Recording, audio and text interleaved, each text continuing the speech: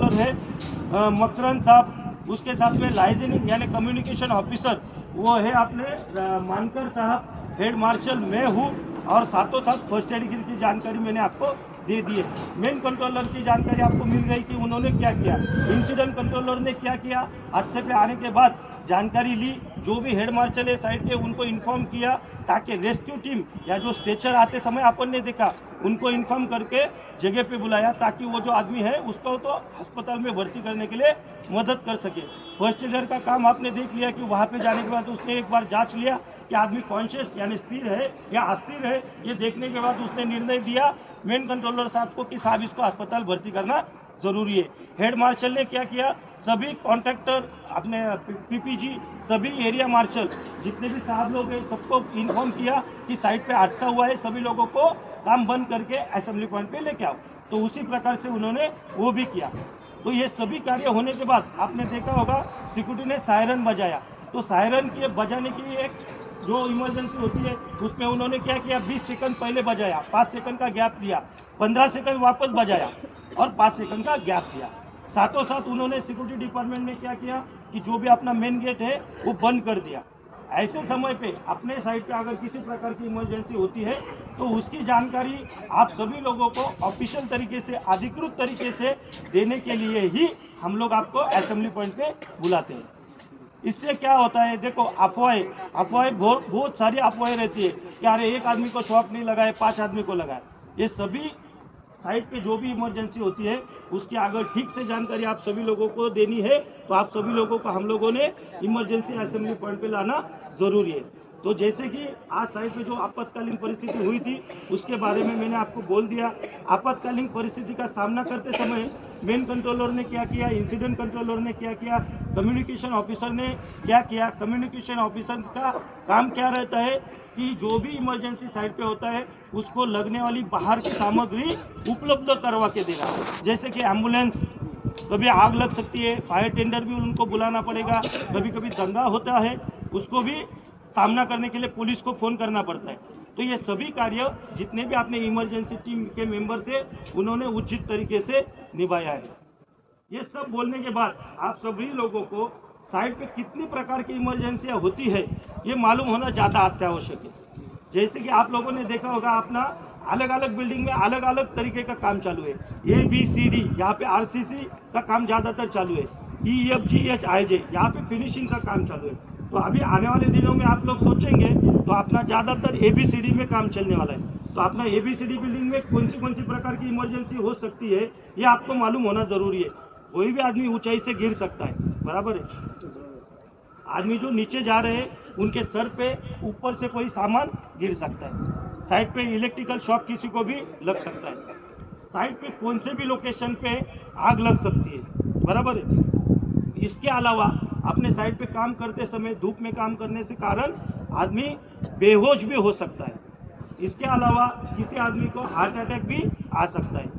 इसके अलावा अपने साइड पे अगर देखा जाए कि जो स्टील यार्ड है जहाँ पे हरी भरी घास है वहाँ पे बाहर से कभी भी सांप भी आ सकता है, तो सांप ने काटना ये भी एक प्रकार की इमरजेंसी है। ये सभी इमरजेंसी आने वाले दिनों में अपने साइड पे हो सकती है। तो उसका सामना करने के लिए जो भी EPATB टीम है उसका नाम मैंने आपको बोल दिया।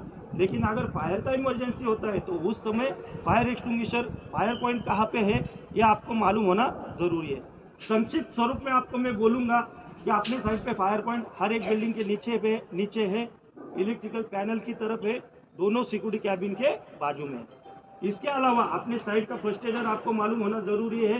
फर्स्ट एड बॉक्स अपने साइड पे कहाँ पे मौजूद है ये मालूम होना ज़रूरी है।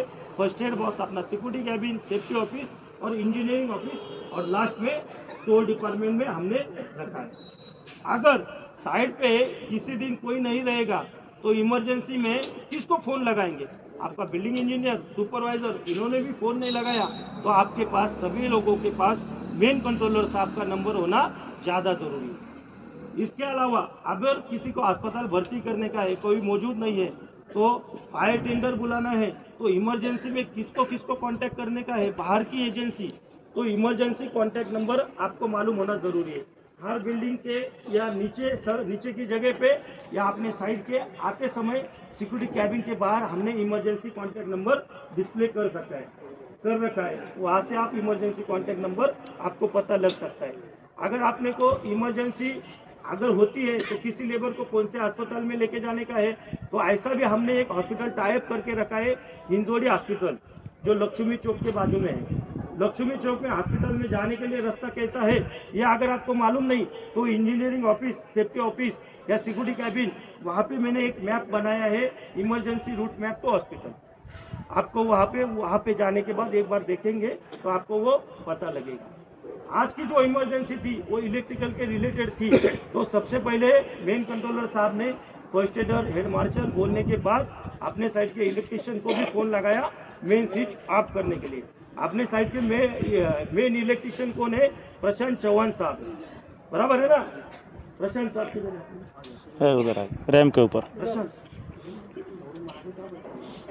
प्रशांत साहब ने सबसे पहले क्या किया, अपने साइड का जो मेन सप्लाई था वो स्विच ऑफ कर दिया, कि ताकि अगर शॉर्ट सर्किट है बड़ा तो वहाँ पे आपात में जो कोई भी आदमी रहता है तो उसको गंभीर स्वरूप की बाधा हो सकती है। इसके लिए पूरे साइड का उन्होंने कनेक्शन बंद कर दिया।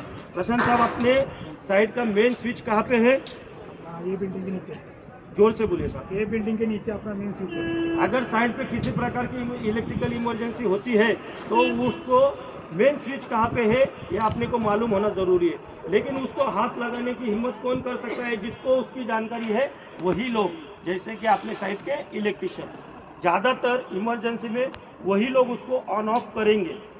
अगर आपको उसकी जानकारी नहीं है तो आप लोगों को वो छोड़ देने का।